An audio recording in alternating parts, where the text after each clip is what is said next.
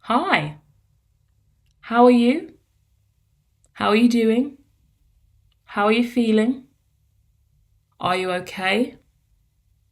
Do you need advice? Do you need answers? What is your mood like today? Are you feeling incredibly positive? Are you feeling low vibrational? What do you really want out of this window of space and time? Because we can dive in and ask many questions today, pull many cards today for you, your personal life, your zodiac.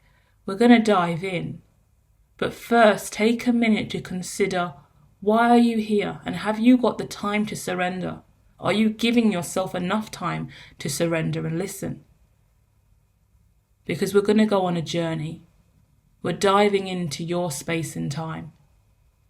We're going to travel in time through your consciousness, your life, your mood, your emotions, your memory, your well-being.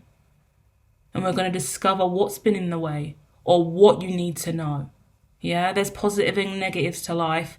There's positive and negatives to alchemy, to tarot, to psychology, to all things in life. The yin and yang is here in the now moment, and we are mere aliens looking to find our true home. Yeah? So let's get ready to return and dive into your reading. Namaste. I am looking at a new home, a load of money, someone seeing you in your developments in your new home, a loving message, and finally a peaceful conversation. Now, there's been a lot of insecurity, worry, panic, lies, confusion, and upset in the past over how you were living, your home life, your environment. There's been a lot of indecision about moving out, where you're going to move to, how long you've been there, and whether or not you are going to have a stable income, stable currency, money that you're going to be able to move around with. And it looks like you do have 3 positive influences in your life that are going to help you stay stable financially. You're going to be supported financially and you're going to be okay. You are being advised to nest, like the bear would in Hermit. Bear's quite a hermit card as well. Take some time as the nurture gatherer, the mother energy I get here. Gather all your sticks and your firewood. We're heading towards winter. So think about saving some money now. Think about the price of the gas and electric going up in the winter. Think about food and rationing and portioning everything out in wiser ways. And start making more wishes that challenge you to do more. Hermit cards coming out, interestingly enough, talking about taking time to heal your heart, taking time to heal a relationship that looks really beautiful and positive, but there's been some, I want to say, introversion, meaning pulling away. You've pulled away, someone else has pulled away. Either way, you're still being advised to pull away and go within. But there's positive love and messaging coming through here that's saying keep your eyes on the prize, keep your eyes on the long term, and just know that whatever this awful thing that's happened in the past, it's healing now. A lot of Virgo, Taurus, Capricorn energy coming out. A lot of Capricorn and Virgo strong, okay? Also, I see a Pisces and a Scorpio vibration, if that resonates, okay? But there's a real need to really understand how you're communicating at this time. How could you communicate better? How could you lift your spirit more? Because there's something that's destined for you and that's coming in as part of you being a powerful boss, mother, father, powerful energy. But then also how you manage your emotional side but still be powerful. Masculine and feminine, either way, we all have emotions, we all have feelings, we all need to be powerful, we all need to take the lead, we all need to be in charge. Sometimes we all need to play the masculine role and the feminine role in our lives, in our families' lives, in our working environments. Yeah. I'm looking at a friendly child, a friendly family member, so maybe a younger individual, looking at the son of one, so it could actually be a child, a son. I'm looking at the father, the mother, and a son here. The father is emotional, the mother is really swords energy, so really powerful in the mind, and the son is having a lot of fun. So it's about finding your inner child of light vibrancy, having fun, right? Whilst also being a lot more powerful and grounded in emotions and intellect at the same time. Yeah. There's been a lot of difficulty that you've gone through in the past that I can see. Yeah. A lot of energy about being stabbed in the back. Yeah. A lot of moving around. You could have moved homes quite a lot. You could have been attacked and dragged through the mud with a lot of negative stuff from family members. Yeah. You could have been involved in a dispute, a fight, bruises, a fire, a burn, an incident that grazed knees, cut face, something aggressive, let's say. There's been an aggressive incident, it looks like, but it could be violent or it could be related to fire. But either way, it's had to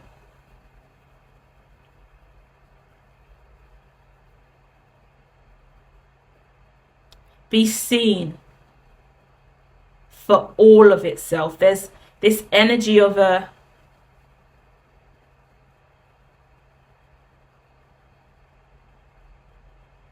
lesson learned. There's a lesson learned here, because sometimes when you have gold in front of you, something amazing and powerful in front of you, you don't see it straight away. There's something that you didn't value correctly at the beginning. You didn't see, you didn't know its worth, you didn't know how important it was. And then certain things on the surface are not what they appear to be inside. So you've looked at something, could be you, could be a house, could be a family member, could be something, it could be anything. But it's definitely, actually, it looks like a relationship. There's someone you didn't value highly enough in a relationship. You mistook them for a very different person. You looked at them as a weasel, a cheapskate, a scoundrel. I'm looking at like a beaver energy, but the beaver's really a lion. So you've looked at someone as less than they are and devalued them for whatever you've seen on the surface. Easily done. We do these things all the time. They say never judge a book by its cover. That's just life. You know, everyone looks at you straight away, makes a snap decision on you, your IQ, your personality, whether you're single, dating, who you would date, what they would look like. Everyone groups you into a category. It looks like either you or someone you're dealing with, a relationship that's gone on. There's been a real imbalance of value. And there's been arguments and deceit and fighting and swearing and bandages and wounds. So someone's been hurt and had to wrap their hand up from bleeding, scars, unhealthy stuff. But there is healing now, and you're gonna have to just bite the bullet, eat. I keep saying that, it's such an awful phrase to use, right? But obviously not literally, but it's like you're gonna have to suck it up and take responsibility for your part in this. Not externally. I don't see any major conversations. I see you looking inside of yourself and saying, that's a mistake I made. That's a mistake on me. I forgive myself. I'm not going to hold myself prisoner by this experience. I'm going to surrender now to whatever this energy is that's been lingering within me for a long time. I deserve resolution now. Yeah? Put the swords down, put the fights down. It's like you've been stabbed in the back, but you've still got the knives in your back. Or you've stabbed someone else in the back and you're still holding the bloody knives. It could be both, yeah? You stabbed someone in the back and now your hands are covered in blood and you haven't washed them yet. or you've been stabbed in the back and once again there you go, the knives are still in, you haven't taken them out again. It takes work to heal, okay? It takes work to overcome this trauma. Don't be harsh to yourself if you're upset and emotional and in a lower vibration for a little while, because that's normal and that's natural, okay? Give yourself time. Someone's talking about being a cheater, you cheated, or they're a cheater, this person's a cheater conversations. It's not a genuine conversation, actually. It's heavy vibration from the past.